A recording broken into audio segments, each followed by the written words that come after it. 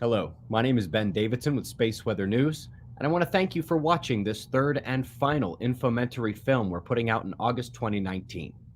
The professor and I hope you enjoy it, and that you come away informed. Let's not waste any time and get right to it.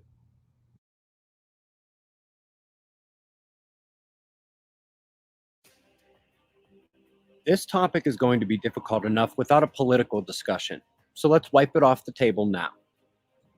This is the air we breathe, the water we drink, the soil in which we grow our crops. That right there is enough of a reason not to pollute it. We are, in fact, 100% anti-pollution. We favor stronger restrictions on polluters and even things such as retroactive cleanup provisions and other penalties. We do hope that this video can remain outside of any sort of policy confusion such as this. It is about nothing other than a scientific point that supersedes all of climate science. It is important that we establish, first and foremost, that indeed, the entirety of climate science is constructed upon a few key foundations. If there's one problem or multiple problems, it jeopardizes the whole. Thousands of studies out there don't individually go and recreate a model of the Earth. They use base models and widely accepted assumptions, and these models were created to make those studies easier. This is what the scientists are supposed to be doing. The problem is that the model has three insurmountable and relatively obvious flaws, and those are shared at the foundational level of all of those papers, the ones making up the 97%. And they have the practical effect of rigging the studies to come out one way. Now, here's a way to think about modern climate science. It's like a mansion, a skyscraper, constructing a megacity. But like every structure, it has its foundations. They must be built strongly and without missing steps, or you do risk the stability of the entire structure above. Well, what happens when a leviathan like climate science is built on entirely poor foundations? Even with pristine glass and offices and apartments and restaurants gracing the walls above the ground in the great megacity of climate science, the foundations are flawed. And because of that, all of this must collapse.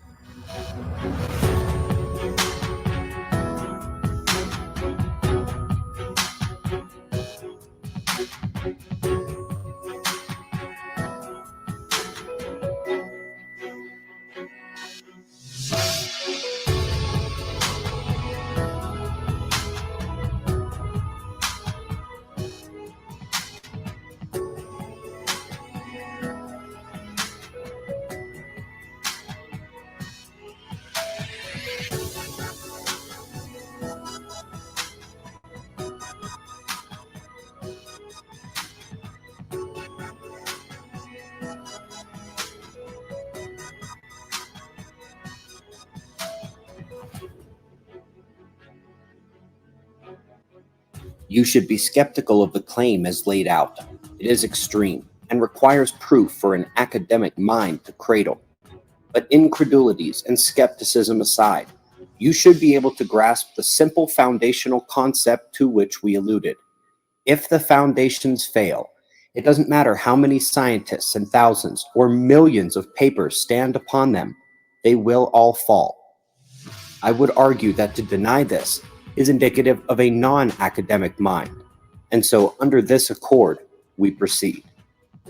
This truly is a accurate way, very, arguably oversimplified, true, but this is a 100% accurate way to write the equation for climate change. You have what the Earth is naturally doing, you have what humans are doing, and the total of that is the total climate change. Very, very simple. When it comes to natural variability, that's things like the sun, things like albedo of the planet, that's how much light gets reflected off of white clouds or ice versus gets absorbed and integrated and transformed into heat eventually. Volcanoes in how they block out sunlight. And of course, Milankovitch cycles, precession, in both axial and the apsidal precession. So all of these things would be part of natural variability. The human changes to the planet are mostly chemical in terms of carbon emissions, things like that. Deforestation, urban heat islands, and other smaller localized things like that. And true enough, if you get all of these pieces correct, then everything will work. But the problem is with what I've circled there at the bottom left. If we don't have the natural variability portion of this equation down firm, then by definition, we can't get the human changes portion correct. For the entire history of modern climate science, the sun's influence has been described by total solar irradiance, a measure of the sun's effect on the upper atmosphere. It looks like this when charted with an 11-year up and down due to the fact that the sun has an 11-year sunspot cycle. When there are more sunspots, we get more irradiance at Earth. This variation is small, however, only 0.1% over that 11-year cycle. That's a change of just 1/10 of 1%. Even during the sun's ultimate low points, called grand minima, which occur every few centuries, we are barely looking at 0.2% lower energy received. This is not a lot of variability. And furthermore, since the upper atmosphere thermal coupling, the heating due to the sun, slowly trickles down through the stratosphere and the lower atmosphere with lots of mixing, there has been a long-standing presumption that the sun's output has little effect on climate change. But now here is where the problems begin. Do you see all these spikes downward? Well, some of those are things like the Venus transit or long, full eclipses. But the vast majority of the spikes down are major solar flare events on the sun. An excellent example happened in early September 2017. The largest solar flares in 12 years began pounding Earth with X-ray radiation, high-energy protons, and they induced electric currents through the atmosphere and the ground. It was a titanic surge of energy to Earth, but this is what showed up on the charts, a drop in energy. This is wholly backwards. In climate models, these events show that the sun dropped energy. So since it did not, the equation for climate change must increase the human effects to balance out the equation. Even worse, the actual increase in energy from the sun is missing, and so that energy, when accounted for in climate models, also gets blamed on humans. In terms of ill-gotten gains, that's a twofer. But how could the upper atmosphere show a drop in energy received from the sun during such incredibly powerful events? Well, the answer is simple. Not all of the sun's energy is received at the upper atmosphere. In order to properly understand the failings of total solar irradiance, we must fully understand the expanse of solar forcing. There are three basic ways the sun's energy arrives at Earth. Energy waves like X-rays, ultraviolet, and obviously the visible light we see. The sun puts out the particle solar wind 24 hours a day, and major solar flares can increase the particle burst by up to hundreds or thousands of times. The Earth is also directly connected to the sun magnetically. Earth's magnetic field is literally entwined with the sun's, allowing for a full exchange of energetic particles that bypasses Earth's own protective magnetic shell. There are also the particle effects of cosmic rays. These are generally atomic nuclei that break out into particle cascades of various nature, electric charge, and interaction potential. These generally come from distant supernova or other energetic events in distant space. Part of the problem is that when people do correlations on the 11-year solar cycle, there's a whole lot of things that vary. The sunspot number, 10 centimeter radio flux, the magnesium ion line, the total solar irradiance, but also we've got the flux coming from the solar wind, and it has lots of day-to-day variations, as do the geomagnetic disturbances on the Earth, and also there's an effect on the galactic cosmic ray flux. When we consider the conundrum of the total solar irradiance drop during major solar flares, we must recognize that the changes in solar output cannot be measured in simple percents, but require larger scales of comparison. In X-rays, we see 100 to 100,000 times increase over minutes to hours. Solar wind, phenomenal increases. Again, we're talking orders of magnitude. In terms of the energetic particle flux, specifically the protons, the high energy protons, those can have 10 to 1,000 times increase. It's difficult to say exactly how much of an effect those have on the ionosphere potential that translated or transformed down into the global electric circuit and things like that. Now, despite everything you see up there at the top, the official solar heating influence of the event is in the negative. So here we have phenomenal increases. These are the biggest deliveries of energy from the sun to Earth, and they show up as 0.05 to 0.3% decreases in the amount of energy the sun has given us. Well, it results in climate change, and you can't account for it in the natural variability because you're only looking at TSI. So you have all of that real forcing, and where do you have to put it in the equation? You have to put it on the human changes. So true enough, the actual difference is attributed to human-induced global warming, not just what the sun actually does, but the false decrease that is shown in the actual solar input. And so what that means is, for the history of climate science, what is more than 140 years of solar flares and CMEs pounding our planet, not just missing, not just showing up as negative solar energy, but they are included on the human side of that equation. By definition, this is a big problem. And then you realize that the problem, when you're looking at the period of global warming, might be an even more extreme case. This paper came out, and it's been recited a number of times, although I don't think any of the citations really do anything to further the point made in the original work, and none of the original authors are in the subsequent ones, so I figured I'd go back to where it actually came from. But during this period of global warming, basically the 30s, 40s kicking in, 50s, 60s, 70s, 80s, there was twice as many CMEs as there were now as we're coming out of grand solar maximum, and as there were 100 years ago at the start of the 1900s. We mentioned grand minimum, but what about the sun's grand maximum? As you just heard, we are exiting it now, and indeed it appears that you have to go all the way back more than 10,000 years to find a grand maximum anything like the one we just had from the 1940s up to the start of this century. Coincidence, I'm sure. Its occurrence concurrent with escalating temperatures. This is the nice, neat little box and picture of climate science. If you're a mainstream climate scientist, you have the 0.1% varying over the 11-year cycle, top-down solar forcing. It's a thermal coupling that starts at the stratosphere and slowly meanders its way down. And everything else that the sun does counts as human forcing. Well, let's take a look at what we can learn from the 600 peer-reviewed papers since 2010. And this is where I'm sort of going to pick up with the most recent stuff. And so we know that there's not just this 0.1% top-down solar forcing in the thermal coupling realm, but there are these oscillation and circulation modulations. Say that a bunch of times fast.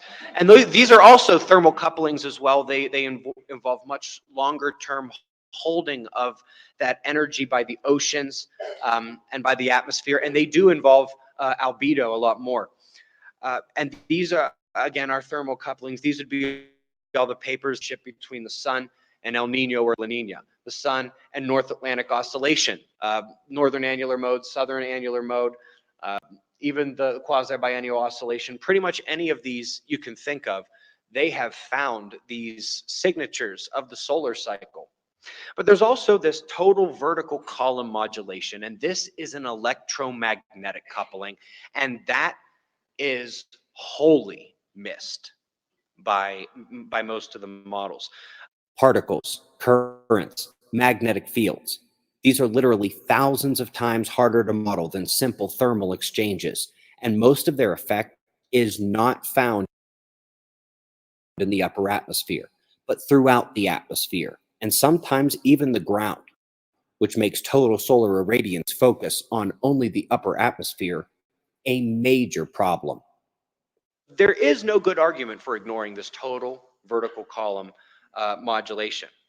And so just to give you guys an idea of what this looks like. So this is mainstream climate science with natural variability from the sun. We have ultraviolet that hits the upper atmosphere and middle atmosphere. It slowly trickles down through global heating, and this is a direct thermal absorption.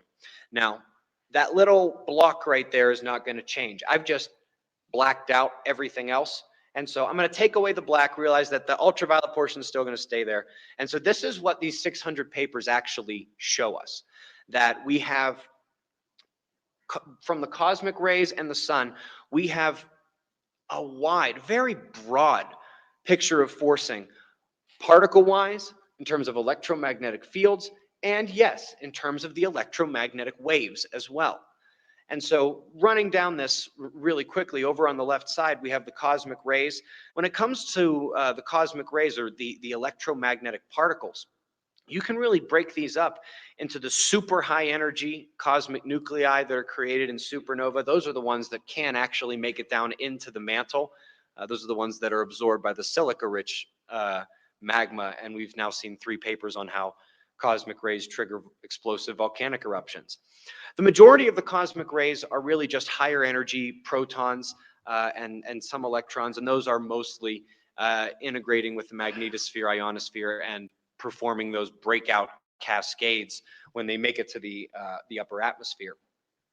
And then, of course, we have the solar wind, which directly electromagnetically couples with the magnetosphere and ionosphere. And below there in the yellow, you can see that there's that vertical column pressure. And we're going to come back to that. Hopefully, some of you are already getting a picture of what that means. If you can picture when we pull the wind maps, and you can see there really are these circular column cells of unified wind motion. Looking at the electromagnetic waves, there's another side to the right of the ultraviolet. And that would be the X-ray radiation, which is also not included in the climate models. But this is absorbed directly in the ionosphere and upper atmosphere. And that plays a role into the global electric circuit, because the global electric circuit ceiling is the ionosphere, and it has multiple floors, so to speak, at different cloud layers, at the surface, and at a couple of different layers of the crust as well. And so that X-ray radiation, even though it is waveform and it's very much thermally absorbed up at the top, it also has a direct tie into the global electric circuit. And so this would be what would be down below here, because the chart doesn't just end right here. So let's take these 2 columns over on the right and come down to the upper level patterns that you really see when it comes to the electromagnetic wave modulation. Specifically the polar vortex events and the jet streams.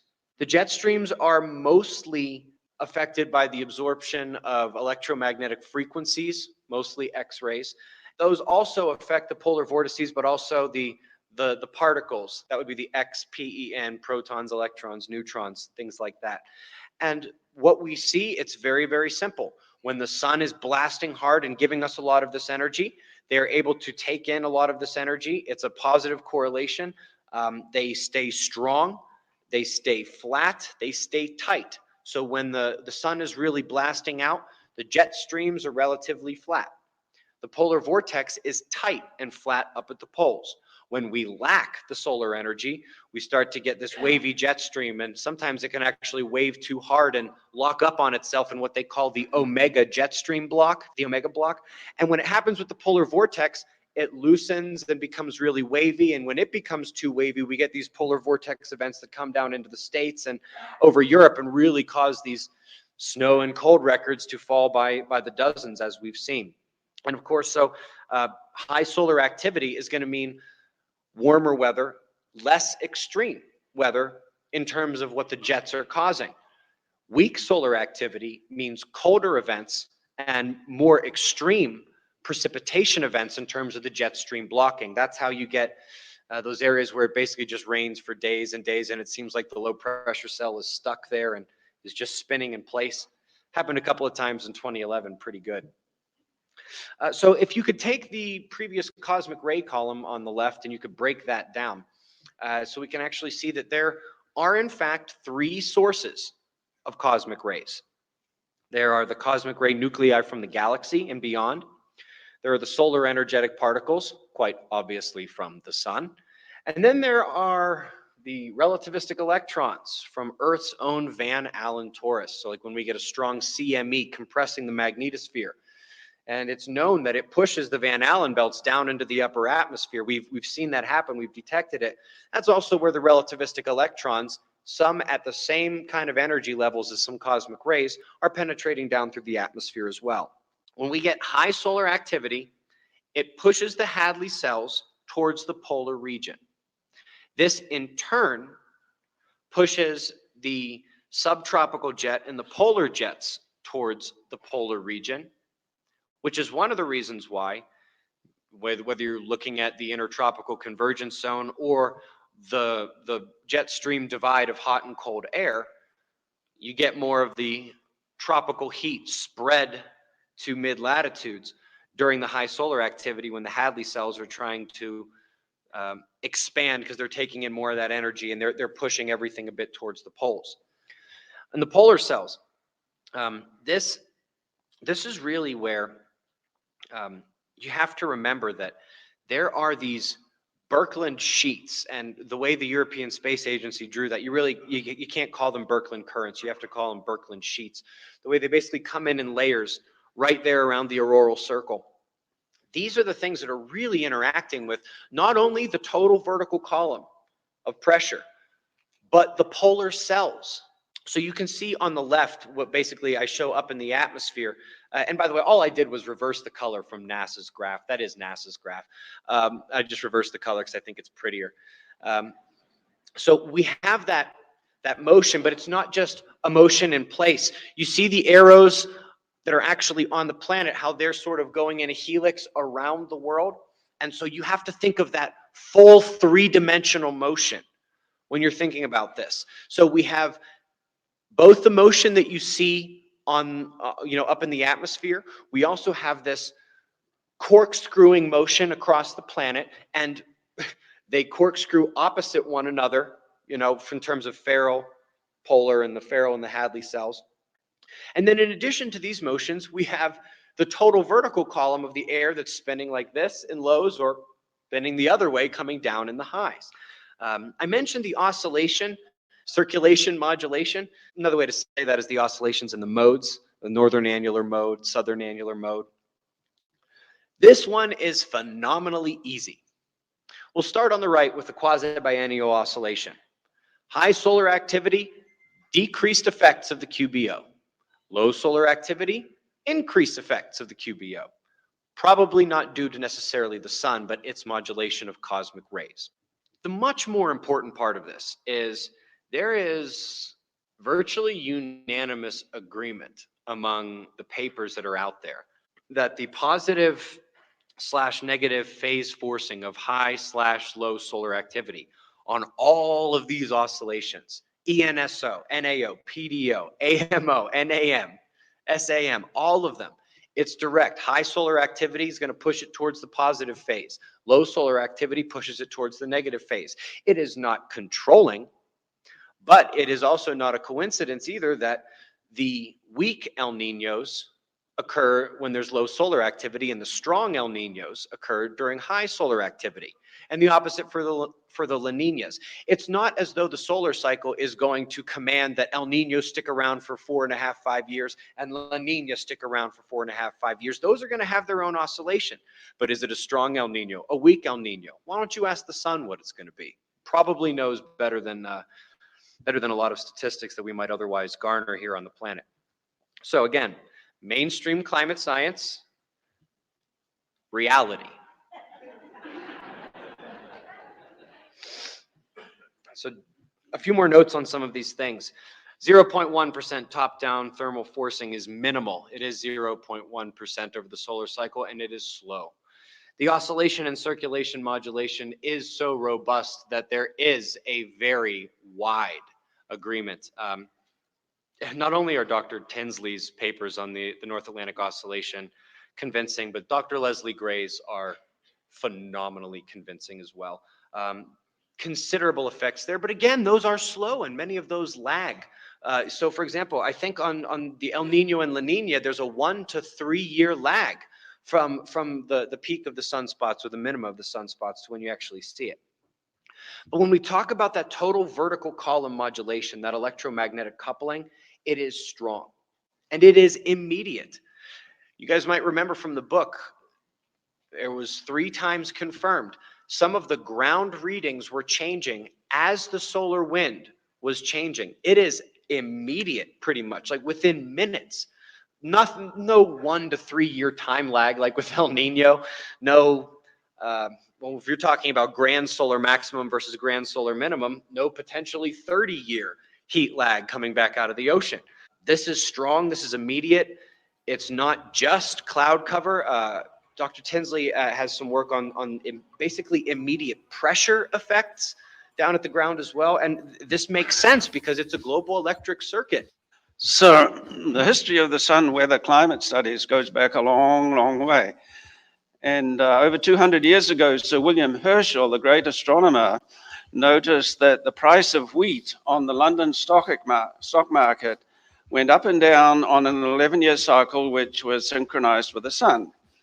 Well, he published those results, but unfortunately, he coupled it with an explanation that turned out to be wrong. He thought the sun was getting sick when it had more sunspots, and so the heat coming to the earth was less, and that was why there were poor winters and poor grain harvests.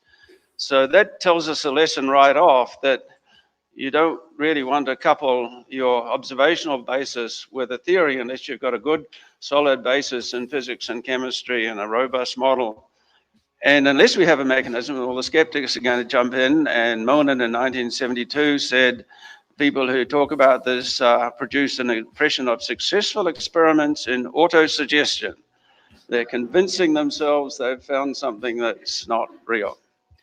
Now, Joel Levine at a NASA conference said that scientists are not going to accept it, the presence of this connection in the absence of an accepted physical mechanism. Walter Roberts said the same thing. But just a month ago, a paper came out in Nature Geosciences by Chiodo et al. The paper was saying that these correlations were not real, of the North Atlantic Oscillation were not real, and they were interviewed, and the headline of the interview said that the connection had been debunked. And then they used a sophisticated climate model to show that the leading candidate for a mechanism, which was the solar ultraviolet, there wasn't enough effect. And it's true. When you just look at the irradiance taken at the top of the sky, there isn't enough to account for the modulations of the climate. But the purely electrodynamic component of space weather largely integrates with the geomagnetic field of Earth, coupling and funneling towards the polar region. The compression on the day side pushes ionosphere electrification, and that ionosphere works down through the global electric circuit, a constant and forever operating electrical atmosphere with both altitude and pressure determined character. That pressure pattern is simple, by the way, and a key clue to the mechanism.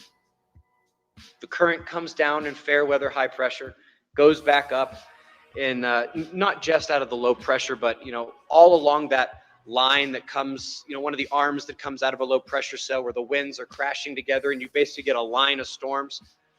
In fact, that's how most tornadoes form in the US. They don't form in the circle of the low. They form off the tail that comes off that converging wind area. All along those areas, all along those thunderstorm regions, the current's going back up and returning to the ionosphere. And so another thing that they will eventually, once they get over the gravity of the cosmic rays and the particle forcing, and they expand particle forcing to include high energy protons and other things like that. I'm glad somebody got that. They might want to think about the effect of electric current going through a resistive atmosphere in terms of heating. Because I asked a couple of climate scientists, well, how much of the global electric circuit resistive heating in the atmosphere do you take into account? And the answer is there is none. What? Well, there's none in the models. So I don't know which one of those top two equations somebody's eventually going to want to use, but all the information is there to figure out exactly how much heat is caused by the electric currents of the global electric circuit.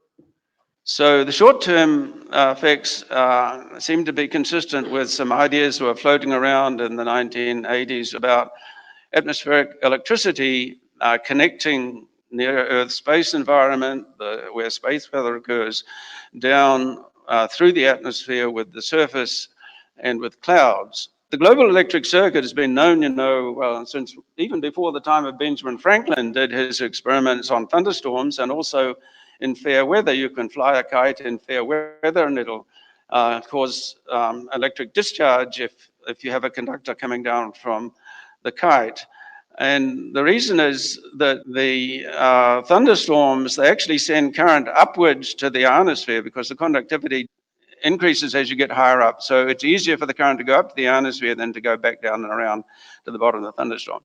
So what's happening is we're getting this downward current JZ, which varies as all of these things, as VI varies, and there are several solar wind inputs that will vary VI, and as RM varies and RT varies, and there's several solar wind inputs that will vary these parameters as well. So we get all these variations in the current density that have different signatures in latitude and time, and they come down and they charge up clouds. Clouds are like another resistor in the circuit, and so now we've got electric charge in the clouds, and that electric charge then migrates very quickly to the droplets and the aerosol particles, such as condensation nuclei and ice-forming nuclei, and affects the interaction between them. This is the conductivity here, this vertical curve here. Conductivity, as you come into the cloud, the conductivity drops by a factor of 3 in this case. We've got a cloud between about 900 meters and 1200 meters altitude. Conductivity drops in there to maintain the current continuity. The electric field increases. And when you have a gradient in electric field by a very simple and elementary Gauss's law or Poisson's equation, you have to have the presence of excess charge of one sign. You have space charge. And so balloon observations, in fact, showed that you do get negative space charge at the base and positive space charge at the top, as expected from the smooth curve. But there's a lot of structure in it because of turbulence in the cloud. So you'll recognize this diagram. Again, it's a north-south section through the Earth and its magnetic field and the solar wind. And we've got these cusp regions where the field lines from near the magnetic poles, they're considered open field lines. They map out and they can merge in with the solar wind in complicated fashions here. So we have an east-west electric field which drives these auroral currents that produce what's called the auroral electrojet, in addition to field line currents here. So there's a lot of complicated plasma physics going on there, but if you just measure the potential of the ionosphere above in the region of the south magnetic pole and the north magnetic pole, you can fly a satellite through it and look at the potential difference with respect to the low latitude regions, as has been done many thousands of times. You can use the super-down radar to look at the drift motions of the plasma. You find that this is a diagram from Mei Lam and her colleagues at the British Antarctic Institute that was published in 2013. The potential in Antarctica goes positive when you have a positive Vy by up to about 25 kilovolts. At the same time, the potential within the polar cap in the northern polar cap goes down by about 25 kilovolts. And of course, changing the ionospheric potential in this way is superimposing it on the 250,000 volts, the 250 kilovolts that we have from the thunderstorms, and that changes the current coming down to the surface, and that can be detected by electric field meters at the surface. With Forbush decreases, which are decreases by 10 20%, Todd and Niverton, way back in 2001, showed that the cloud cover decreases by tens of percent in this region within the polar cap. Now, cloud cover changes were observed by Pudovkin and Vertnenko here and with the Russian ozone observing network, and they found that cloud cover, or at least atmospheric transparency, decreased when you had Forbush decreases. This is a paper we published in 2013. What happens to the collision rate coefficient, which you can see here is changing by orders of magnitude as we go up this vertical scale. And this is the size of the particles. So we go from a nanometer up to 10 microns. So we call this electro-anti-scavenging, which I think is occurring in these regions. A summary, if you like, a flowchart of what's going on. On the day-to-day timescales, we see thunderstorms. This is our control. The thunderstorms change the global ionospheric potential, and we see changes in the Arctic and Antarctic clouds and the surface pressures. Two categories of solar wind inputs to the global electric circuit: changes in ionospheric potential and changes in atmospheric conductivity. And they do that on the day-to-day, decadal, and longer timescales. As a blast from the sun approaches the magnetic field, impacts, compresses the day side, and forces energizing of the ionosphere, that potential is going to come down, mostly in the high-pressure atmosphere electric columns, and deposits in atmospheric boundary layers, into clouds, and into the ground as well. It is believed that cumulonimbus clouds may stir this potential in the ground to help juice up their lightning and fuel their growth via static attraction of dust and vapor particles. Indeed, the energy will mostly flow to the high-pressure cells, read here, where it not only deposits but then follows the vapor in the wind out to the low-pressure cells to rejoin at the surface layer, or in whatever layer they deposited, where the low pressure sucks in, and then forming the tubular column up through the sky at the cloud layers, and then depositing that at the jet stream and above to complete the circuit.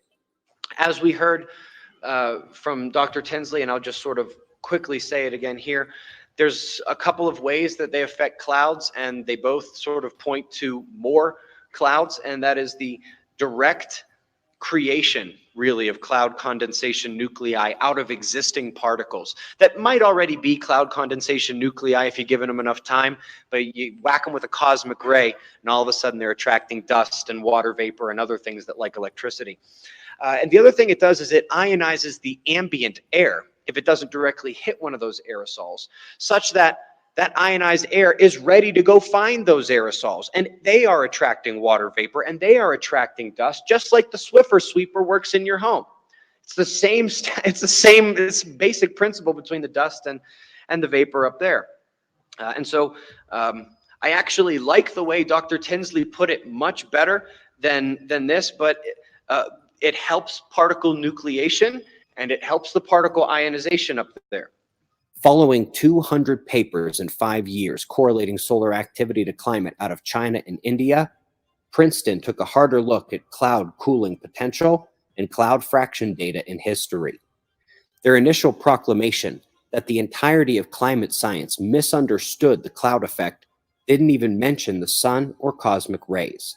But its truth re-energized the researchers around the world who already knew what drives the clouds. From universities across the United States to researchers in Canada, Europe, Israel, have now come a tsunami of papers in the last 24 months which seek to jerk the wheel of climate science, all while Yale leads the charge of nearly 36 universities tracking the cooling effect of icebergs and the potential cold climate bomb they can unleash on the world. Meanwhile, the official climate group has had no choice but to bend to an overwhelming totality of the space weather forcing evidence. Here cometh CMIP6, and for the first time ever, cosmic rays, and medium energy electrons are going to be included. Well, sort of. It should be called partial particle forcing, since the cosmic rays are only part of the story, albeit a critical one for cloud studies, and medium energy electrons are not very telling of the highest energy particles, or the proton events or geomagnetic storms, interplanetary magnetic fields, or the daily flux of the solar wind. It is egregiously under-inclusive, much like total solar irradiance. But also, there's no allowance for threshold event analyses in these data sets. It's like studying chicken. Imagine you studied the chicken for harmful bacteria at 0 degrees, 1 degree, 2, 3, 4, and then all the way up to 150. That is a lot of trial runs, and you would conclude the temperature has no effect on chicken safety. Of course, you would be wrong. If you just looked a bit outside your box, you would find that around 165 degrees, everything changes, and the situation cannot be undone either. It's not going back to that pink color, and those bacteria aren't coming back from the dead. Once you hit that threshold event, the situation changes entirely. This is what happens with major solar storms or major cosmic ray events, and which is still missing from the models. Furthermore, there has been a nearly complete refusal to use the particle forcing data set that does exist. Most of the studies on climate still today do not mention the sun, or they use the total solar irradiance instead of the partial particle forcing data set. The few studies that attempt to correlate the major threshold events to hurricanes or earthquakes are written off almost immediately, despite a direct electromagnetic connection through the global electric circuit from the sun to the crust. Two categories of solar wind inputs to the global electric circuit: changes in ionospheric potential and changes in atmospheric conductivity, and they do that on the day-to-day, decadal, and longer timescales. Hundreds of studies, equations of Joule heating in the atmosphere, corrections of cloud understanding, all pressing forward as long-term solar trends of the grand cycle cast a more ominous shadow over the concept that its effects on climate are minimal. In addition to knowing that the 1900s saw the highest solar activity of the last 11,000 years, we see the Roman warming period lining up with a relatively strong grand maximum. The mini ice age was from around 1400 to 1700, and of course, that then brings us back up to modern super grand maximum and the time of global warming. Another of the flawed foundations, and one that fills in the blanks for solar forcing through time and periodically overrules everything else in the climate. This is how climate science determines what high volcanic forcing is versus what low volcanic forcing is. The problem is that this data selection does not tell you what high volcanic forcing is, because this entire timeline right here is contained within the little green bars over there on the right in the paleo climate data. It's always amazing. They have this data that goes back, and yet climate science won't use it. So we have very, very real volcanic forcing back in the day, if I can put it that way, back into deep antiquity, as Dr. Peratt would put it. And literally, take a look at this, that little bit down there on the right. That's this right here. That's all that is. And so this does not give us an adequate representation whatsoever of what high versus low volcanic forcing is. In fact, things can get a lot realer. I've lined up the some isotope records here with this, and of course you've got the medieval warm period. A little more than 1,000 years ago, we had the mini ice age, or the little ice age, whatever you want to call it, that occurred in the wake of that high volcanic forcing, and in the wake of not only the Maunder minimum of the 1600s, but a lot of people fail to remember the previous grand solar cycle was a dud entirely. Yeah, the Maunder minimum was the low point of that, but the entire 400 years before that was a dud. It was like a continuous 600, not really 600, but 400 to 500 year grand solar minimum for the most part. And of course, we see grand solar maximum rise up through the 18 and 1900s, peaking somewhere between 1950 and 2005. while we see record low stratospheric aerosols, not just in the climate era, but back through much of paleoclimate data. You might remember when Dr. Tony Phillips shared that presentation that it was only presented as an abstract at the conference, but Tony Phillips got permission to post it on his website, and it showed, just based on the visibility of the lunar eclipses, that we are indeed at a record low, pretty much, for stratospheric aerosols if you're looking over the long term. It gets better. Not only are these foundations of modern climate science flawed, not only are they key pillars in the understanding of the larger equation and bigger picture, but solar and cosmic particles interact with volcanic aerosols to enhance these correlations. With my student Matt Kirkland, we looked at how the solar wind speed actually varied as we went across the boundaries between these high speed and low solar wind speed sectors, and or magnetic sectors. And the solar wind speed drops in the low speed region. Here, we're going from 20 days before the crossing of the boundary to 25 days afterwards. And the relativistic electron flux measured out at geosynchronous orbit also drops quite dramatically, actually, by several tens of %. And this measure of the storminess in the North Atlantic, well, actually, this is a global measure of storminess of winter storms, and the storminess is measured by the vorticity, the rate at which they're rotating, or rate at which they're rotating above a certain threshold of rotation within a certain area.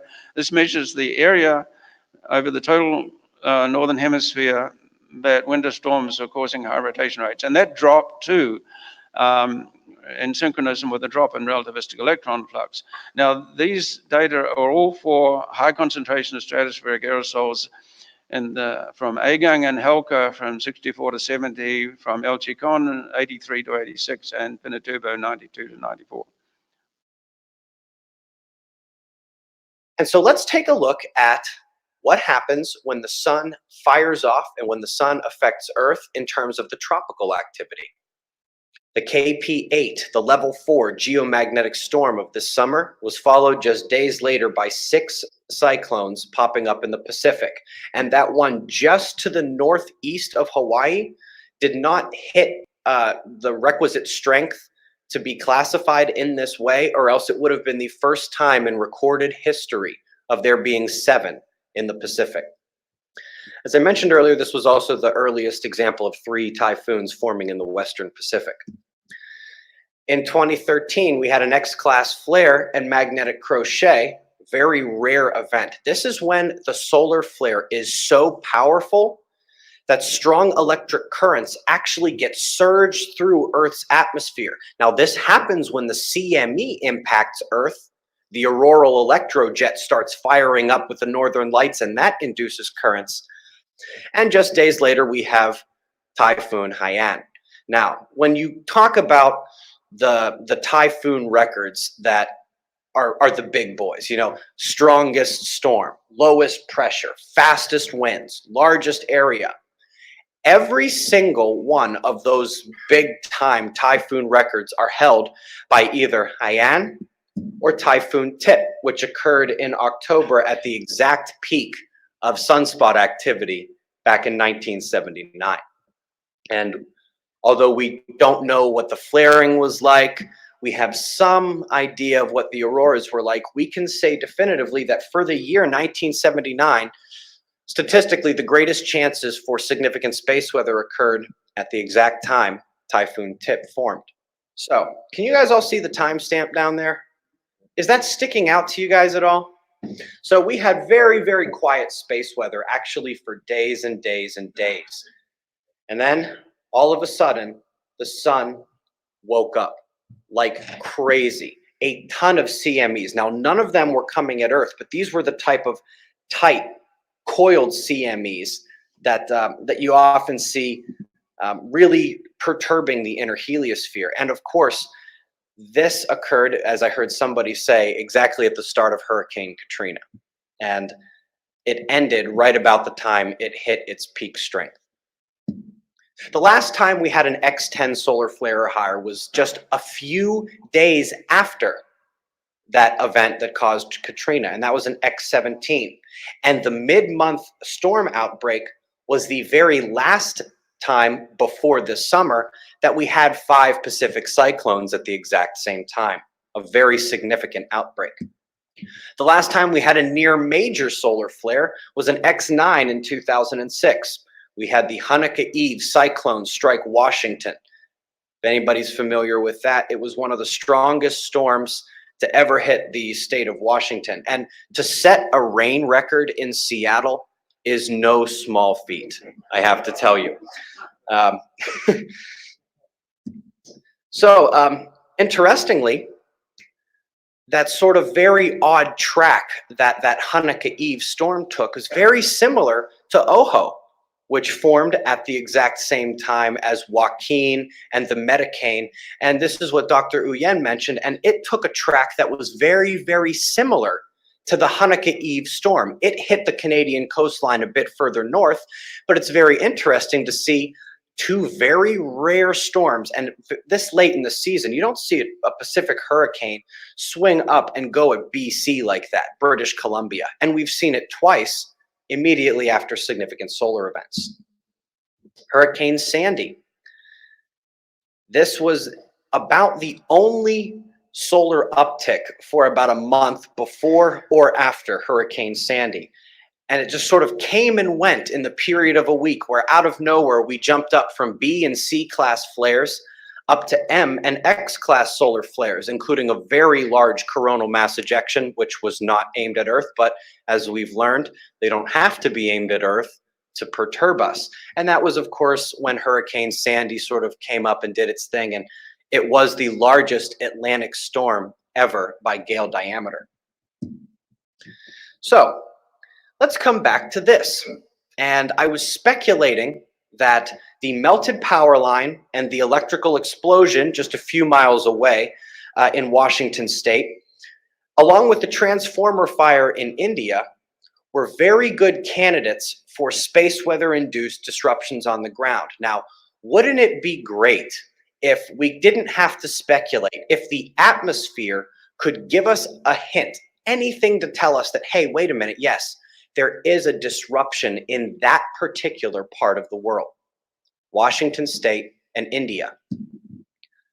Well, Mumbai is where the transformer blew, is directly to the east of that cyclone that formed that day in the northwest Indian Ocean. And that was the tropical storm we just mentioned coming up towards British Columbia. Those were, at that time, 2 of the more significant tropical events on the planet. And just to the east of each of them is where we saw the best candidates for the space weather-induced activity. That full presentation back in 2015 covered many more events, but now let's jump to September 2017 once again. This was the next time the sun got really active after 2015, and it was an unexpected flurry amidst months of quiet. But it surged X-rays, high-energy proton radiation storms, intense solar wind impacts, and tremendous geomagnetic storm activity.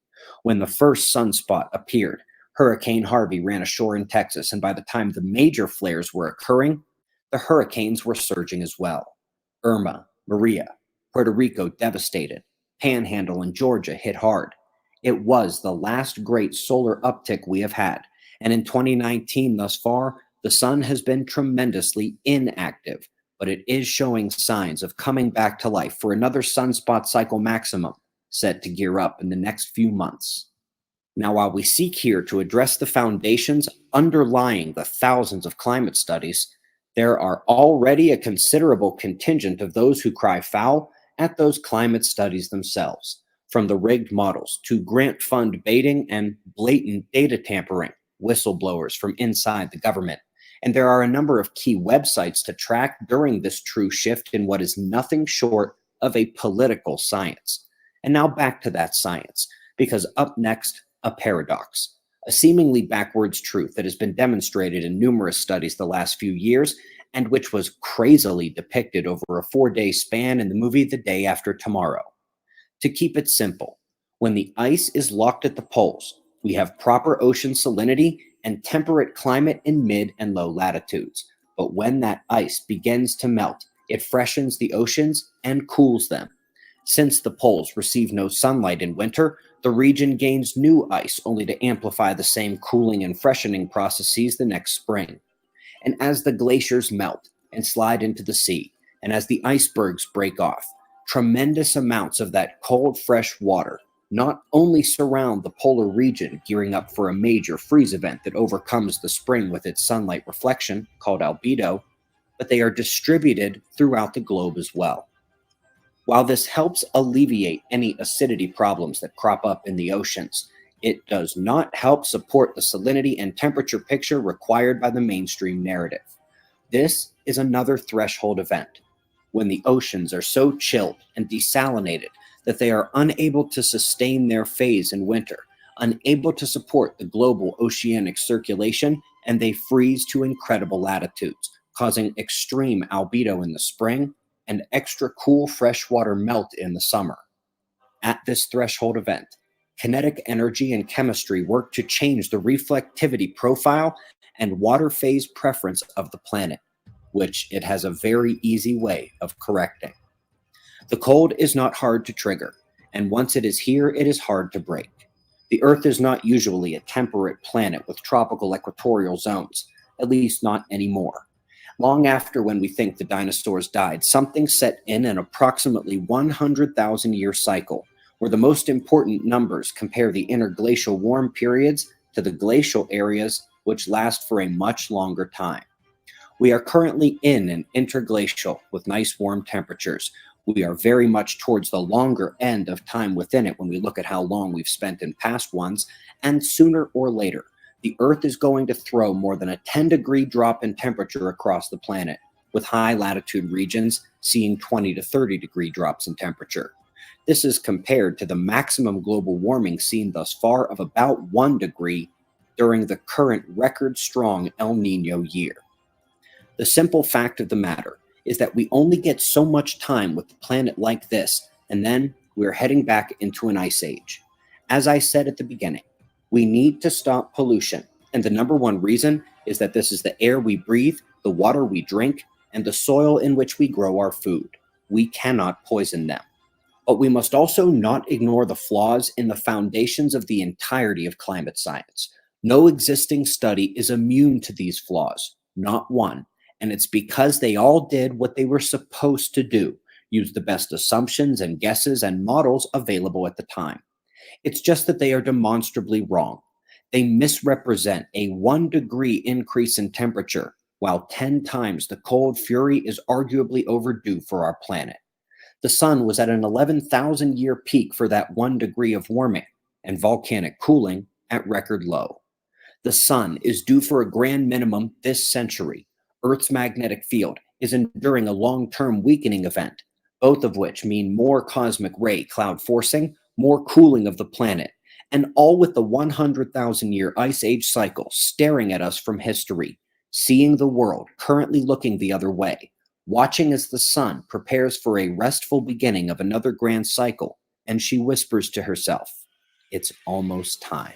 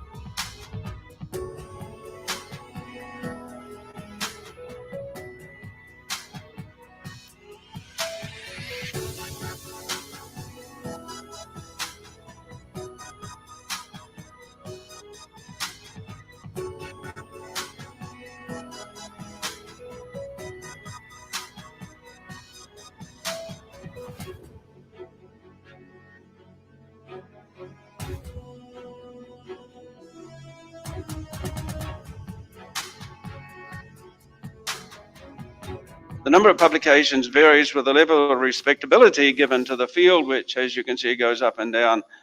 And this is only up to 1992. There are over 2,000 publications up to 1992. There's also been more than 20 books published on the subject of sun, weather, and climate interactions. Data selection matters. And no, I'm not just referring to everything I was just talking about for the last 40 minutes. So let's take a look at some data selection and where it really matters here. So climate.gov. So we're going to actually look down there where in the bottom panel there where they have the spring snow cover. And indeed, spring snow cover is on the decline. I've gone ahead and zoomed in on this here, and I've even gone ahead and I've drawn a regression line for you there. The problem is, and as this comes from the Rutgers Snow Lab, obviously Rutgers University, this is their graph for the winter snow extent, and this is their graph for the fall snow extent. Yeah, it's true. We have less snow in the spring. We have more in the winter. We have more in the fall. Data selection really matters.